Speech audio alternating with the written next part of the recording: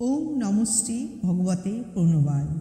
ভারত সেবাশ্রম সংঘের প্রাণ প্রতিষ্ঠাতা অলৌকিক দিব্যশক্তি সম্পন্ন মহাপুরুষ দেবাদিদেব মহাদেব আচার্য শ্রীমৎ স্বামী প্রণবানন্দজি মহারাজ। একটি ঘটনা অর্পণানন্দজি মহারাজ বলছেন তার জীবনে কি ঘটেছিল। একদিন বিকালবেলা শ্রী শ্রী ঠাকুর বাজিতপুর সিদ্ধপীঠে স্বীয় বিশ্রাম কক্ষে নিজ বিছানায় বসে রয়েছে। কাছে আর কেউ ছিল না তখন। এমন সময় একটি প্লেটে করে কিছু জল খাবার নিয়ে গিয়ে হাঁটু গাড়া দিয়ে বসে প্লেটটি তার সম্মুখে ধরেছে, মানে গুরু মহারাজের সামনে উনি ধরেছেন। গুরু মহারাজ প্লেট থেকে একটু একটু করে গ্রহণ করছেন। খাওয়া শেষ হতেই জলের গ্লাসটি এগিয়ে দিলাম। তিনি জল নিয়ে মুখ ধুচ্ছেন। এখন জল ফেলবেন কোথায়? কুলকুচা করে আমার গায়ে ছিটিয়ে দিলেন। আমার তো জামা কাপড় ভিজেই গেল। বিস্ময় বিমুগ্ধ চিত্তে তার সেই মুখ পানে তাকাতে তিনি মুচকি হেসে উঠলেন। মুহূর্তে যেন একটা ভাবের লহরী খেলে গেল।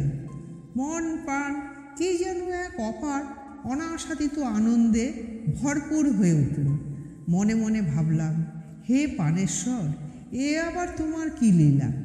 এ কি নিশীথের স্বপ্ন না দিবসের জাগ্রত অবস্থা? মনে হলো তিনি যেন আমার কত জন্ম জন্মান্তরে পাপ তাপ কুলস কালিমা বিধৌত করে দিলেন পবিত্র ওই শান্তিবাড়ি অভিষিঞ্চনে। ওগো প্রাণের ঠাকুর, যে দুর্লভ স্থিতিটুকু তুমি রেখে গিয়েছ তোমার এই অযোগ্য সন্তানের হৃদয় আসনে আলোকিত করে আমার জীবন পথে পাথেয় স্বরূপ, সেই স্মৃতিটুকুই নিয়ে যেন তোমার ওই অভয় শ্রীচরণে বিলীন হতে পারি। তোমার ওই অমৃতময় মধুর স্মৃতির ধ্যানেই যেন ডুবে থাকতে পারি আমৃত্যু। একদিন কথা প্রসঙ্গে প্রাণারাত বললেন, শিশু যেমন মাকে ছেড়ে থাকতে পারে না, তার মাও যদি কোথাও যায় তখন মাকে না দেখতে পেয়ে কেঁদে আকুল হয়, তাকে পাওয়ার জন্য আকুল ব্যাকুল হয়ে ওঠে। তোমাদের মনেও শিরোই গুরুর সান্নিধ্য লাভের জন্য সেই আকুলতা ব্যাকুলতা চায়। যখন গুরু সান্নিধ্য থেকে দূরে থাকবে মনে করবে কখন সেই গুরুর নিকট যাব, কখন তার দর্শন পাব, কখন তার সেই মুখের কথা শুনে মন প্রাণ সুশীতল করব। ধ্রুব যখন বিমাতার দ্বারা পিতৃকোর হতে বিতাড়িত হয়ে নিজ মায়ের নিকট এসে কেঁদে পড়ল, তখন তার মা বললেন, বাবা ধ্রুব, পদ্মপলাশ লোচন হরিই তোমার একমাত্র আপনজন, তুমি তাকেই প্রাণপণে ডাকো। তিনি কোথায় থাকেন মা? মা বললেন, তিনি বনে জঙ্গলে থাকেন।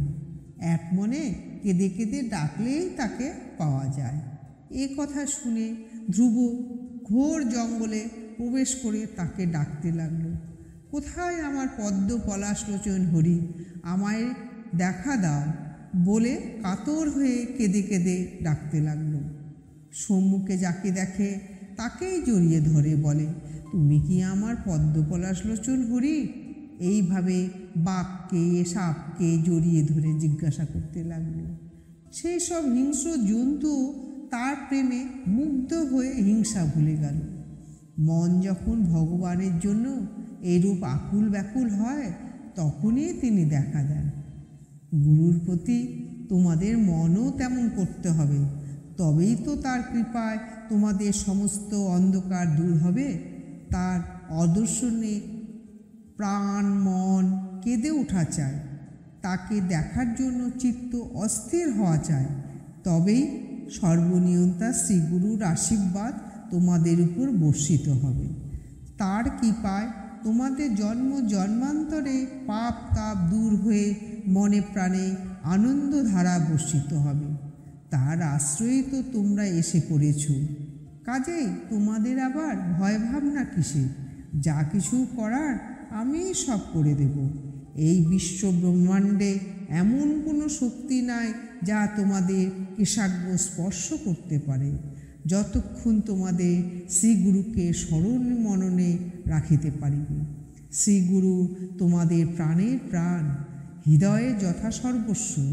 এই ভাব নিয়ে চলিতে পারিলে অল্পকালের মধ্যে তোমাদের জীবনে স্ফীত বস্তু লাভ করিতে সমর্থ হইবে। তার শ্রীমুখে এই মহা আশ্বাসবাণী শুনে আমার জীবন জনম ধন্য কৃতার্থ হল। ষষ্ঠাঙ্গে প্রণিপাত করে কাতরভাবে তার শ্রীচরণে প্রার্থনা করিলাম, হে পানারাম ঠাকুর, আমার হৃদয়ে দেবতা, আমার জন্ম জন্মান্তরে চিরসাথী হে প্রাণনাথ, আমাকে তোমার মহাভাবে সদা সর্বদা ডুবিয়ে রাখো। তোমার চিন্তায় বিভোর করে নাও। আমার সমস্ত চিন্তা ভাবনা মন প্রাণ তোমামুখী করে তোমার মধ্যে ডুবিয়ে রাখো ঠাকুর। আমি তোমার অবোধ শিশু সন্তান, কিছু জানি না, বুঝি না। হে প্রাণনাথ, আমি যে তোমারই, শত অপরাধ করলেও তুমি তো আমারই নাথ। কৃপা করো, কৃপা করো, কৃপা করো প্রভু। ওম শান্তি, ওম শান্তি, ওম শান্তি। হরি ওম নমঃ শ্রী ভগবতে